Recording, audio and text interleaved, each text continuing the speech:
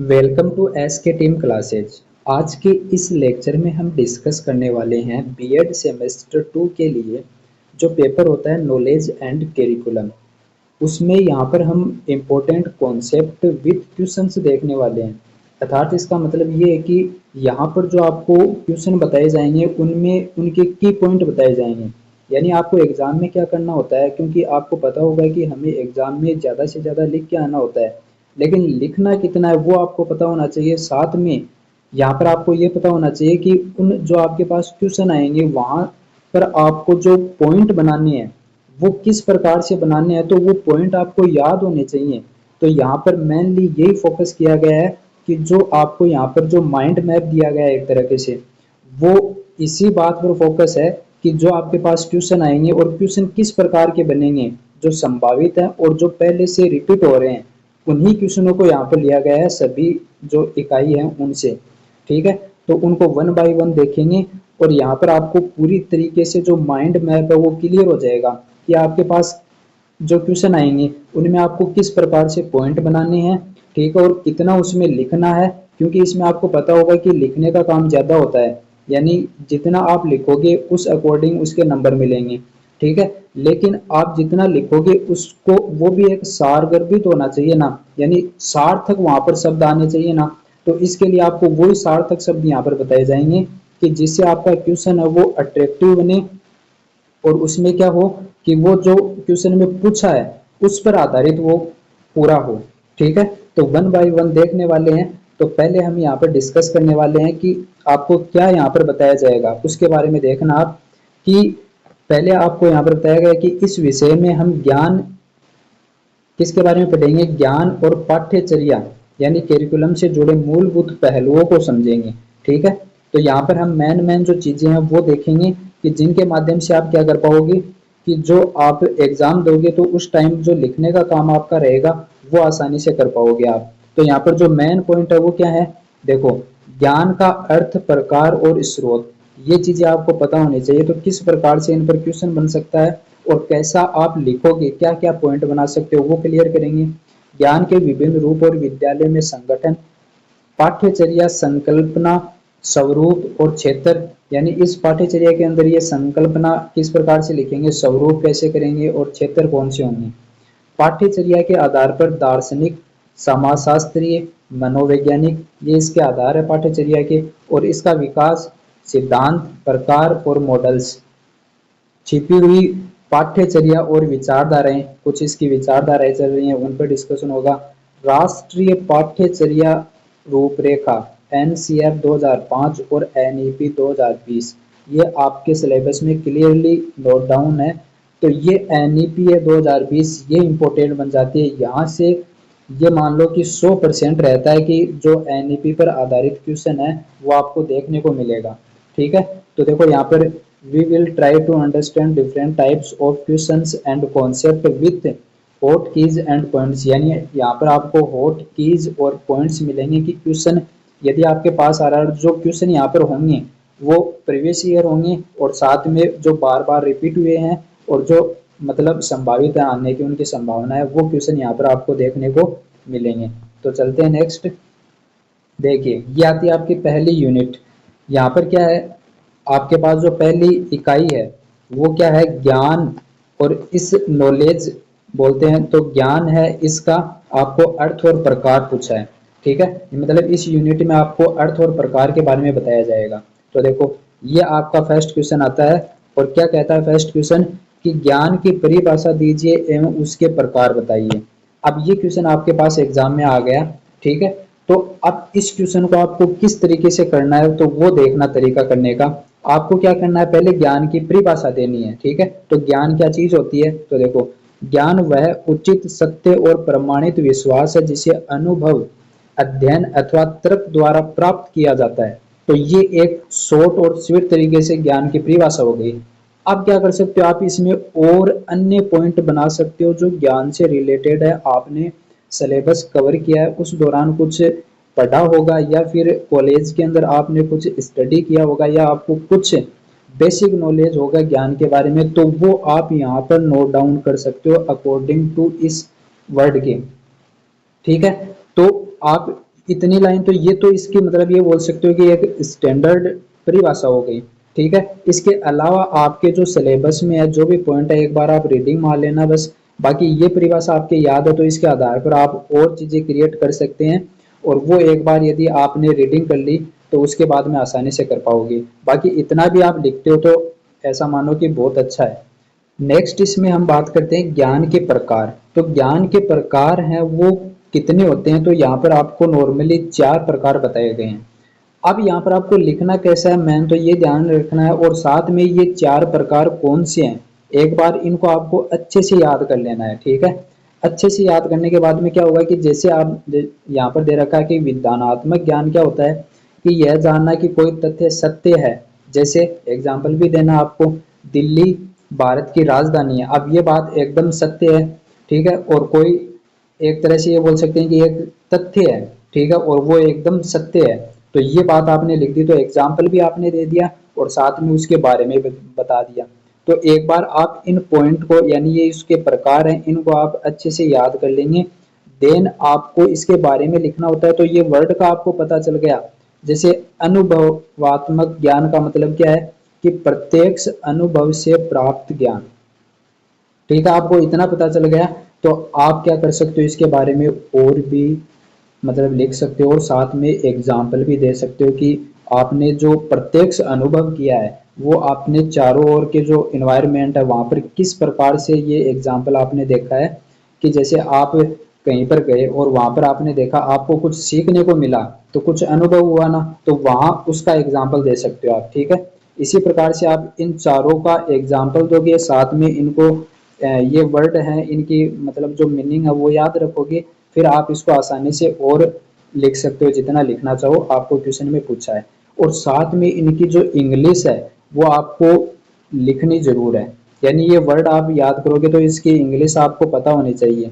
ठीक है, तो उस आधार पर जैसे थोड़ा बहुत ये है कि इंग्लिश बनाने के लिए आप जैसे अनुभव है यहाँ पर, तो अनुभव को क्या बोलते हैं कि उसको कितना एक्सपीरियंस है, तो यहाँ पर इससे बन गया ये एक्सपीरिमेंशियल्स। ठीक है, तो इस प्रकार से आप वर्ड थोड़ा याद रखोगे और देन ये इंग्लिश वाले वर्ड लिखोगे तो इससे थोड़ा अट्रैक्शन बढ़ेगा और आपकी जो रिटर्न होगी मतलब जो लिखने का तरीका होगा वो और ज़्यादा अट्रैक्टिव होगा। ठीक है, इस प्रकार से आपको क्वेश्चन करना है, जितना आपको क्वेश्चन पूछ रखा है उस अकॉर्डिंग उतना आपको लिखना है। ठीक है, उसके बाद में सूचना और ज्ञान में अंतर, यह आपका सेकंड क्वेश्चन है। सूचना और ज्ञान में क्या अंतर होता है, तो नॉर्मली देखो यहाँ पर मैंने पॉइंट के माध्यम से बताया है, मैंने कोई लेन दी यहाँ पर आपको नहीं बताया, क्योंकि लेन दी तो आप लिखने को खुद भी लिख सकते हो। ठीक है, एक बार आप जो भी आपके पास गाइड्स वगैरह हैं या बुक है उनमें से आप क्या कर लेना, रीडिंग कर लेना एक बार, फिर आपको जो माइंड मैप ये क्लियर हो जाएगा तो उस अकॉर्डिंग आप आसानी से कर पाओगे। तो सूचना इंफॉर्मेशन क्या होती है, सूचना केवल तथ्य या आंकड़े।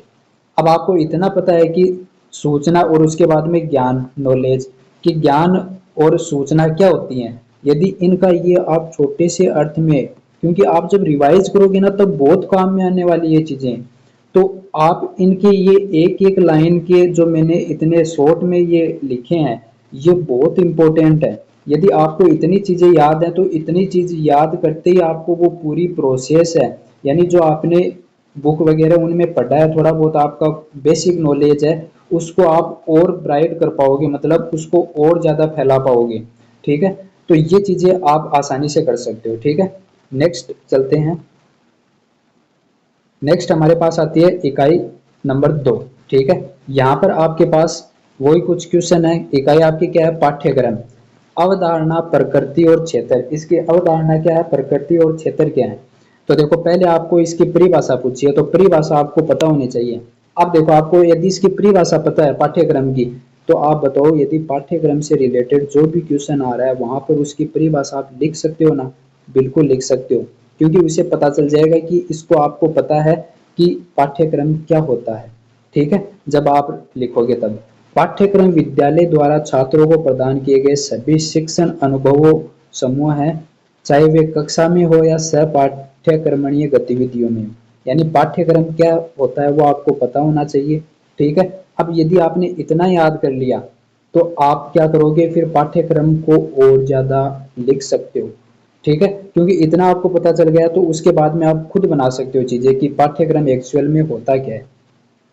फिर नेक्स्ट क्वेश्चन है हमारे पास पाठ्यक्रम का क्षेत्र यानी स्कोप, यानी पाठ्यक्रम क्षेत्र उसको समझाइए।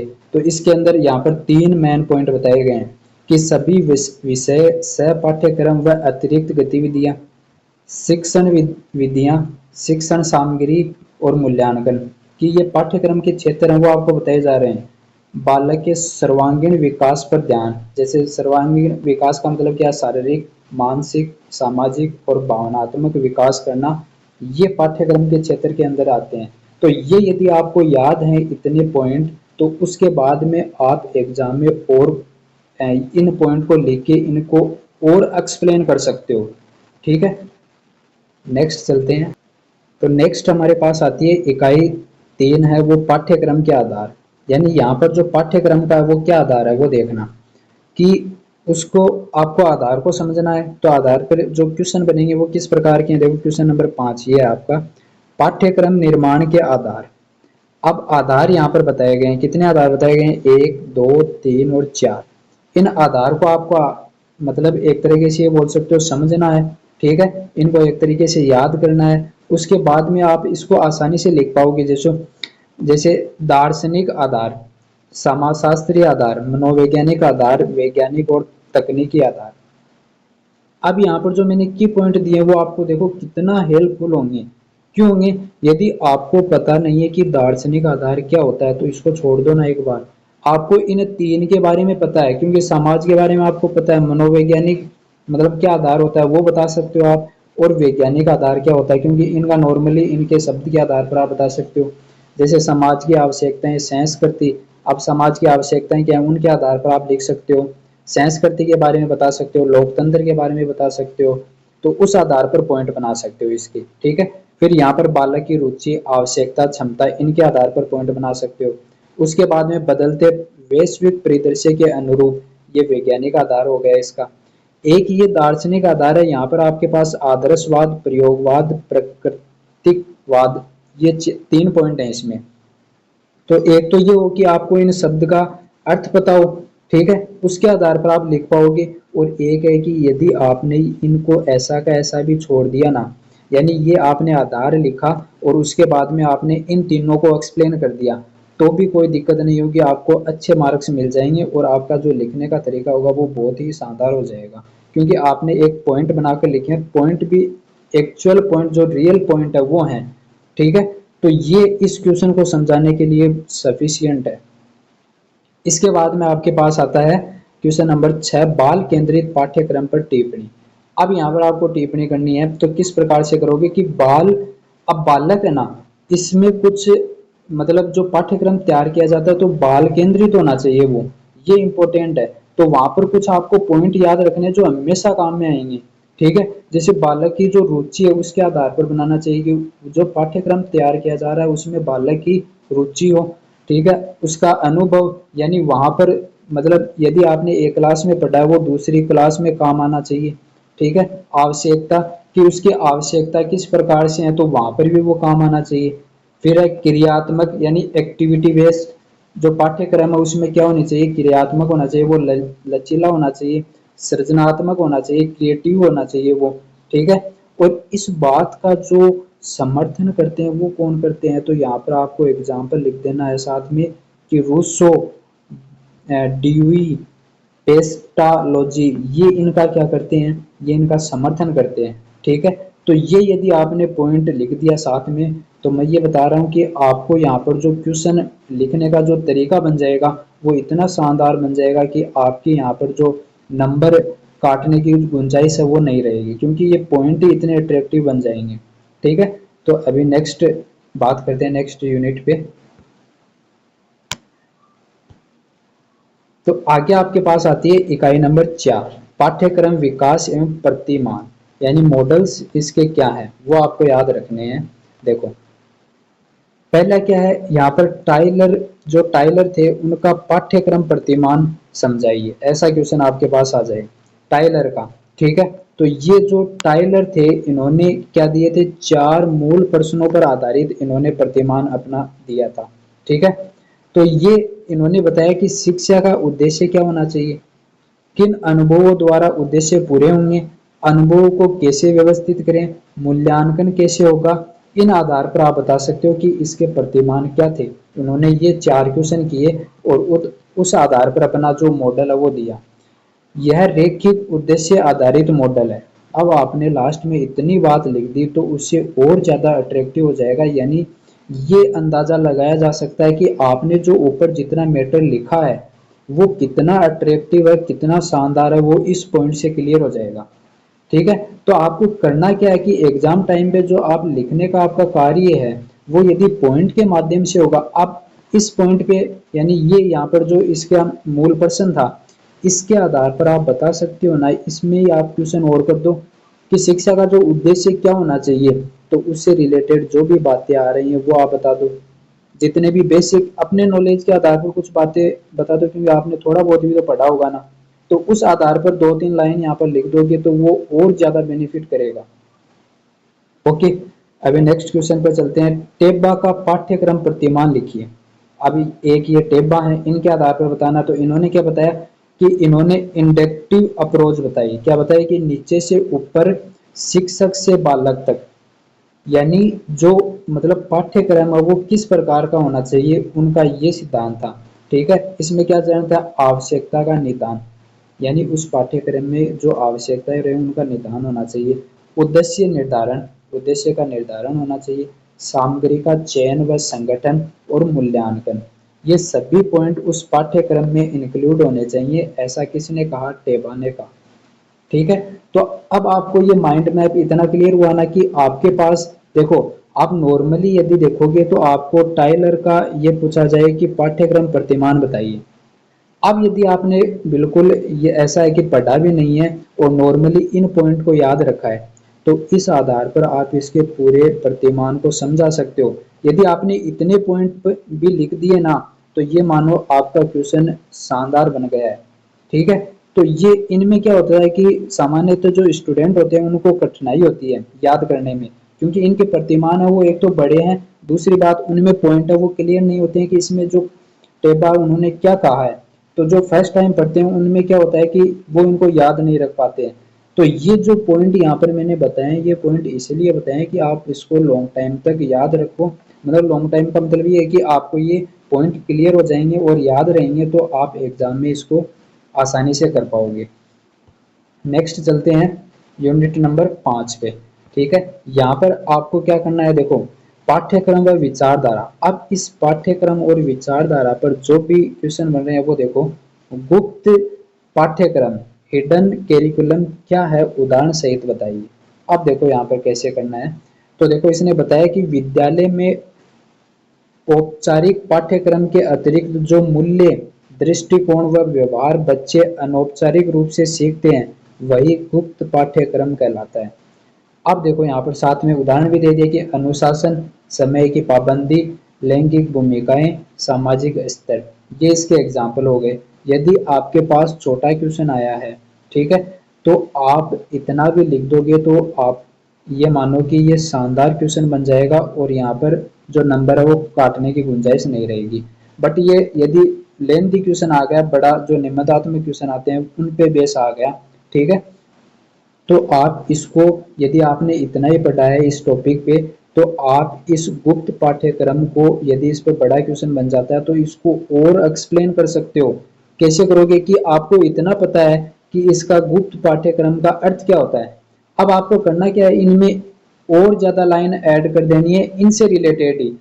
जो पाठ्यक्रम में मतलब अनौपचारिक जो पाठ्यक्रम है उसमें व्यवहार बच्चे वह सीखते हैं, मतलब मूल्य और दृष्टिकोण और व्यवहार बच्चे अनौपचारिक रूप से सीखते हैं। तो इन मूल्य, दृष्टिकोण और व्यवहार को आपको अलग से एक्सप्लेन कर देना है, जिससे क्या हो जाएगा कि ये और ज़्यादा थोड़ा लेंथी बन जाएगा और आपके क्वेश्चन को जो पूछा है उतना सेटिस्फाई करेगा उसको।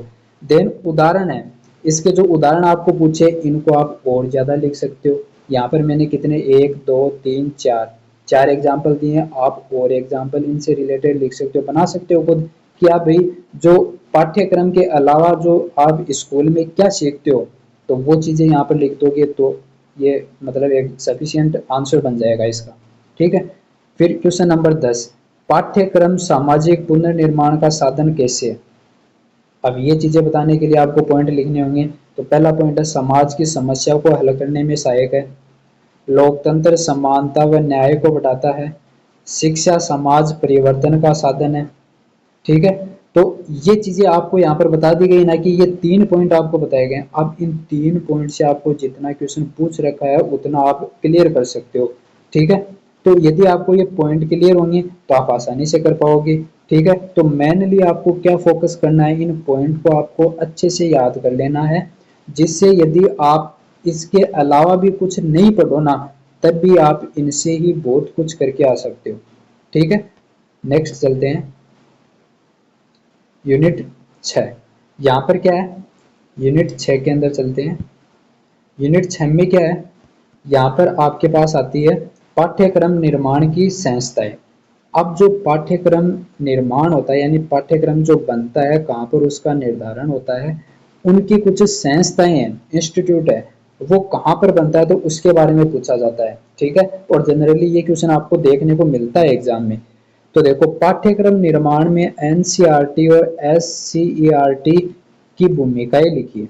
ये आपके पास क्वेश्चन आ गया। तो देखो किस प्रकार से की पॉइंट आपको याद रखने हैं। एनसीईआरटी, पहले तो आपको इसकी फुल फॉर्म पता होनी चाहिए, तो पहले आपको इसकी फुल फॉर्म लिखनी है।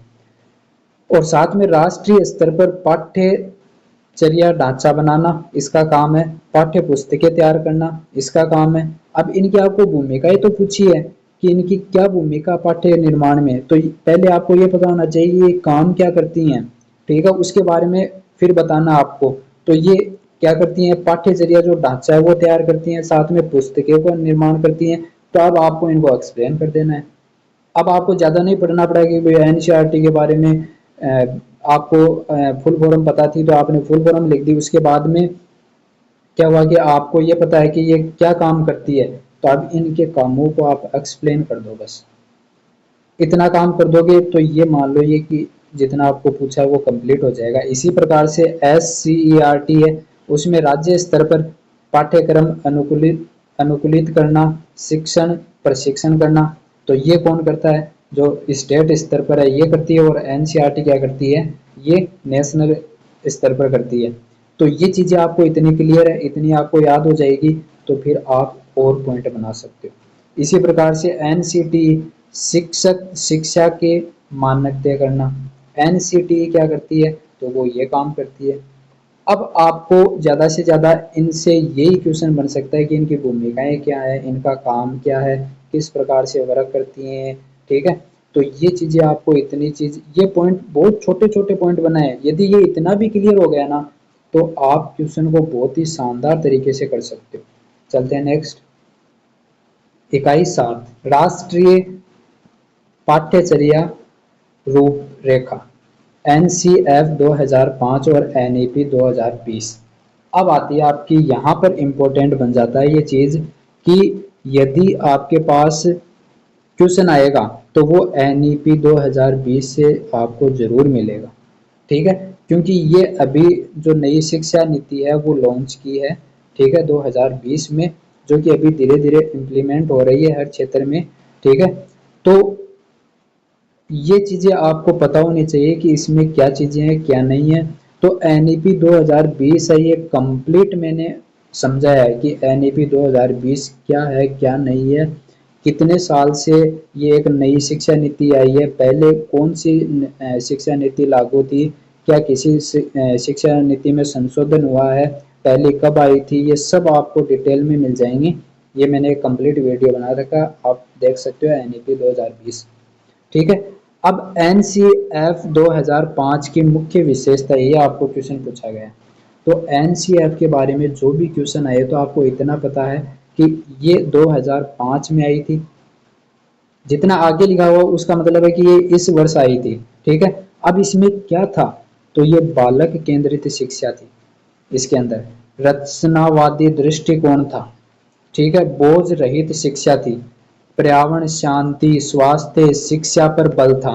ठीक है, यानी ये जो एनसीएफ 2005 थी इसमें क्या क्या प्रावधान किए गए थे वो आपको यदि पता है तो आप इसको कितना भी लेंथी खींच सकते हो। ठीक है, और नॉर्मली शॉर्ट में पूछा है तो इसके पॉइंट लिख दो। ठीक है, आगे नेक्स्ट देखते हैं, राष्ट्रीय शिक्षा नीति एनईपी 2020 के पाठ्यक्रम सुधार को समझाइए। तो अब आपको यदि ये पता है कि एनईपी 2020 क्या है, क्या नहीं है, क्या इसमें लागू किया गया है, क्या चेंजमेंट आए हैं शिक्षा नीति में, तो आप इसको आसानी से नोट डाउन कर सकते हो। ठीक है, लिख सकते हो आसानी से कि नई संरचना बना दी गई। पहले थी कि 10+2 थी, पहले वाली जो शिक्षा नीति आ रही थी उसमें क्या थी, 10+2 थी। अब क्या हो चुका है, अब हो चुका है 5+3+3+4। ये इस टाइम की जो शिक्षा नीति है वो लागू होने वाली है। ठीक है, और जैसे बीएड है यहाँ पर आपकी हो चुकी है। ठीक है, धीरे धीरे इम्प्लीमेंट हो रही हैं चीज़ें, स्कूल इस तरह वहाँ पर भी धीरे धीरे इम्प्लीमेंट हो रहा है। ठीक है, तो इसी प्रकार से आगे कौशल विकास, अनुभवात्मक अधिगम, विषय चयन में लचीलापन, व्यावसायिक शिक्षा का एकीकरण। तो ये इसके की पॉइंट हो गए। यदि इनके बारे में आपको पता है तो ये की पॉइंट आप लिख सकते हो कि इस जो एनईपी 2020 है इसमें क्या सुधार किए गए हैं, वो यहाँ पर पॉइंट के जरिए आपको बता दिए गए हैं, तो आप आसानी से इसको एक्सप्लेन कर सकते हो। और 2020 एनईपी 2020 आपको पढ़ना है तो वो कंप्लीट मैंने बना रखा है, वहाँ से यदि आप पढ़ लोगे तो मैं ये बता रहा हूँ कि यदि आपके पास एनईपी 2020 का क्वेश्चन आ गया तो आप उसको अच्छे से लिख पाओगे। ठीक है, नेक्स्ट चलते हैं। अब देखो हमने यहाँ पर क्या देखा है, समरी और की टेकअवेज। यहाँ पर हमारे पास जो समरी के रूप में ये देख सकते हैं कि इस विषय में हमने क्या देखा है, विषय में ज्ञान एवं पाठ्यक्रम की जो भूमिका है वो हमने समझी है कि ज्ञान और पाठ्यक्रम है वो क्या चीज़ें हैं, क्या नहीं है, ये आपको पता है तो आप ये समझ सकते हो कि इस विषय का आपको अच्छा नॉलेज है। शिक्षा में ज्ञान के स्रोत, स्वरूप और प्रकार, वो चीज़ें यहाँ पर हमने डिस्कस की है।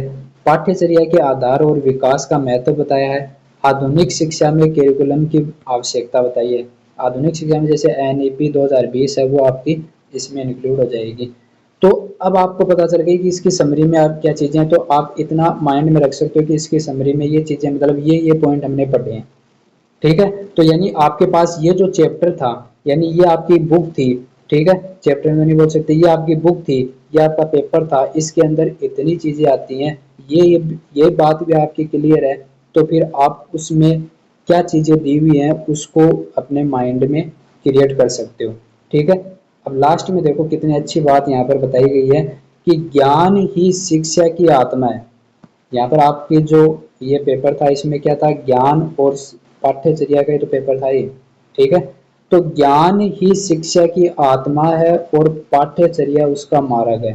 बहुत इम्पोर्टेंट लाइन है, और खासकर इस मतलब आपका जो बुक थी इस पर रिलेटेड है। ज्ञान ही शिक्षा की आत्मा है और पाठ्यचर्या उसका मार्ग है। यदि आपको ज्ञान तक पहुंचना है, मतलब ज्ञान ही शिक्षा की आत्मा है, तो पाठ्यचर्या उसका मार्ग है। मार्ग यानी आपके पास जो मार्ग है वो क्या है, पाठ्यचर्या है, यानी जो पाठ्यक्रम है उसको आप फॉलो करके और कहाँ पहुँच सकते हो, शिक्षा को ग्रहण करके ज्ञान तक पहुँच सकते हो।